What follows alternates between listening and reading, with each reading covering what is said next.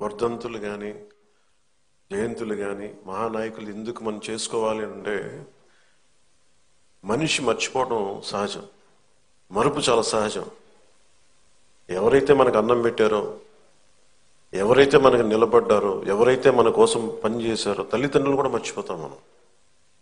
Human memory అంత, human psychology అలాంటిది. Continuity of memory చాలా అవసరం. మన తాతలు ముత్తాతలకు కూడా మనం ఎందుకు పితృదేవతలు అని చెప్పి మనం పిండం పెడతామంటే ఎవరి వల్ల అయితే మనం వచ్చాం వాళ్ళు మర్చిపోకూడదని చెప్పి.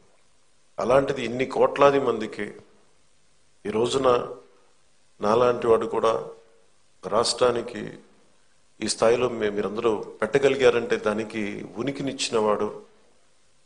50 రోజుల పైన అన్నపానీయాలు లేకుండా కడుపు మలమలమల మాడిపోతూ పేగులు యాసిడ్ పేగుల్లోంచి వస్తూ ఉంటే మంటలు మండిపోతూ ఉంటే దానికి ఏమి చేయాలో తెలియక ఒక మట్టి తీసుకొని, బంకమట్టి తీసుకొని ఒక బట్టగా రాసి దాన్ని తడిపి పొట్టకి చుట్టుకొని మహాక్షోభ అనిపించిన మహానుభావుడే. భార్య చనిపోయింది, కొడుకు చనిపోయాడు, కేవలం సమాజం కోసం దేశం కోసం బతికిన మహానుభావుడే. ఆయన వేదన ఇవన్నీ ఎప్పుడు ఎక్కువ మందికి తెలియదు. ఆయనకి ఏదో ఒక ఆయన వల్ల వచ్చిందని ఒక చిన్నప్పుడు స్కూల్లో చదువుకుంటూ మాకు అనిపించి అంతకు మించి ఎప్పుడు ఉండేది. నాకు ఎప్పుడు కూడా ఎందుకు వెతికేవాడంటే స్పెషల్ పాలిటిక్స్కి వచ్చాక అది కూడా ఆయన గొప్పతనం ఎప్పుడు మాకు మరింతగా అర్థమైంది అంటే రాష్ట్ర విభజన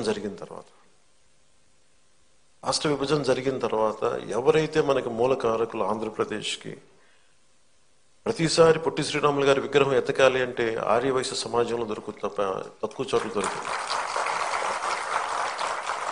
ఆయన ఒక జాతికి నాయకుడు కాదు, ఒక కులానికి నాయకుడు కాదు, ఆంధ్ర జాతికి నాయకుడు. అలాగే భాషా ప్రయుక్త రాష్ట్రాలకి ఆద్యుడు, దానికి దారి వేసినవాడు. స్వాతంత్రం వచ్చిన తొలి రోజుల్లో ఇది ఇందాక మనం దాంట్లో చూస్తూ ఉంటే ఆయన మీద చేసిన ఆ డాక్యుమెంటరీ ఫిల్మ్ కూడా చాలా అద్భుతంగా తీశారు. INPR డిపార్ట్మెంట్ అందరికీ నా హృదయపూర్వక అభినందనలు తెలియజేస్తున్నాను.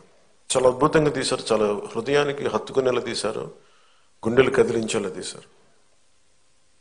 స్వాతంత్రం వచ్చిన కొత్తలో ఎలా ఉందంటే దేశం, ఇది నేను వీటి మీద హిస్టరీ బుక్స్ చదువుతూ ఉంటే నెహ్రూ గారు ఒకవైపు పాకిస్తాను భారతదేశం అఖండ భారతం 2 ముక్కలుగా విడిపోతుంటే మత ప్రాతిపాదికన ముస్లింలు మేము వెళ్ళిపోతామని చెప్పి చిన్న నాయకత్వంలో పాకిస్తాన్ వెళ్ళిపోతుంటే మన అన్ని మతాలు ఒకటి అని మనం పట్టుకుంటే, అలాంటి సమయంలోనే నెహ్రూ గారి థాట్ ప్రాసెస్ ఎలా ఉండిందంటే ఆయన చదువుతూ ఉంటే ఆయన ఒకవైపు నరికేస్తా ఉన్నారు పాకిస్తాన్లో హిందువుల్ని.